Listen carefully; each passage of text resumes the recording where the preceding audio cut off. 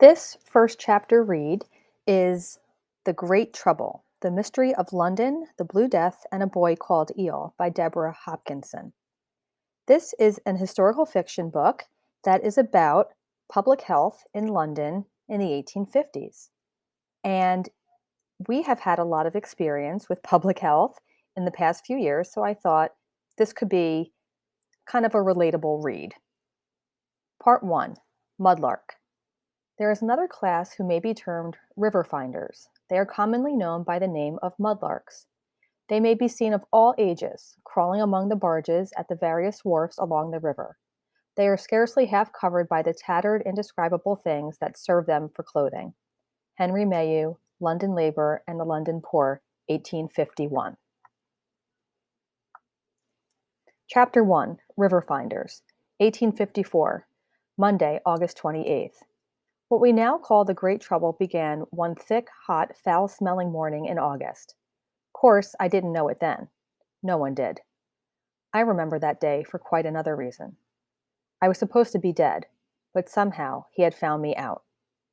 It was early and dark enough that most mudlarks weren't on the river yet. I liked this time best. The stink wasn't quite so bad for some reason. And it was quiet, since most folks in London were still sleeping. The bustle and noise of the old city would start up soon enough. Thumbless Jake was there, of course. The rest of us scavengers wondered if he ever did sleep. And on this particular morning, Jake was on edge. I expect because of spending so much time waiting in that sludgy stink we called a river.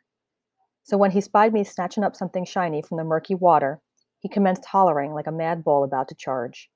And I should know. I might never have been on a farm in all my nearly 13 years, but I'd seen my share of raging beasts at the old Smithfield livestock market, a fearful but exciting place.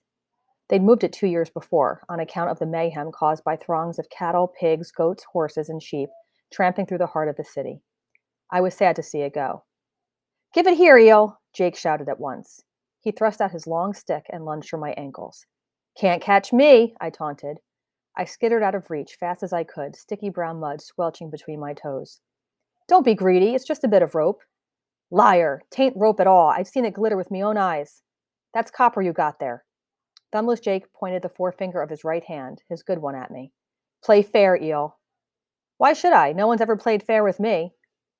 I said it, but that wasn't quite true. Even Jake himself had once done me a good deed.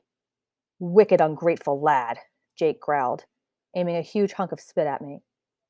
Jake had been a blacksmith once, or so I heard from Ned. We called him Nasty Ned on account of him being the worst-smelling lad on the river. Gin was Jake's downfall, Ned had told me, and then came the day he tippled so much he slammed a great hammer down on his own thumb. I tried to picture Jake's muscles as they must have been, rippling across his back like ever so many snakes. These days he used his arms for stealing copper off the hulls of ships and trolling for bits of the shiny stuff in the brown slop of low tide. "You are an eel," Jake declared. He paused to wipe his face with the corner of his ragged shirt, though I'm not sure why, as both were equally covered in filth. "Slippery and more hard-hearted than most, and that's saying a lot, with this ear pack of mudlarks." "I'll take that as a compliment," I grinned. "Hand it over. You poached on my bit of river here," Jake said, his voice almost pleading now. "You gotta stay on the edge. Them's the rules, lad." "You're always going on about rules, Jake."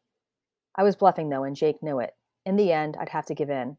A big man like Jake could troll where he wanted. Kids like me had to keep on the edge of the grimy brown river, picking up pieces of coal, rope, rags, and wood at low tide. On a good day, I might collect enough coal to fill a pot and make a penny. Now that I had my place at the Lion Brewery over on Broad Street, I've been mudlarking mostly just in the early mornings, when it was so hot even my stone cellar room seemed about to stifle me. It didn't bring in much, but I needed any extra tin I could get. "Have a heart, Eel." Jake fixed me with his wild blue eyes and tried again. "Ain't we all river finders, put on this earth to try to get by one day at a time? We're all we've got under the sky. We need to play fair and take care of one another." "If I'd known that sooner, I wouldn't have lost Sweet Hazel and my kitties," he went on, almost to himself, slapping the oily surface of the water with the stick. "All right," I relented at last. "You win. It's yours. Catch." The big man lunged and missed, landing flat on his face, sputtering in the churning black water. I laughed and turned to go. But Jake had the last word. "You better watch out, Eel." He rose up, hollering at the top of his lungs. "He's been nosing around asking after you, he has. Don't blame me, I had nothing to do with it. But he says a little birdie told him you ain't dead." "What?" I froze, digging my feet into the mud. What did you say?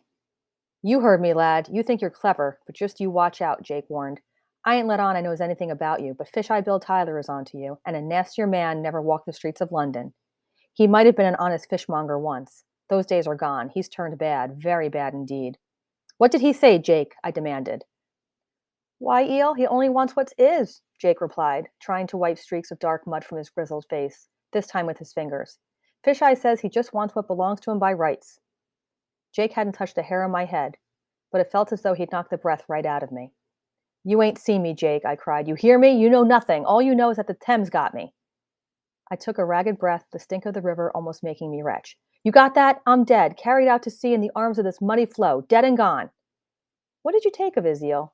You must have done something to make him that mad, Jake called, holding fast to the scrap of copper he'd finally fished out of the grimy water.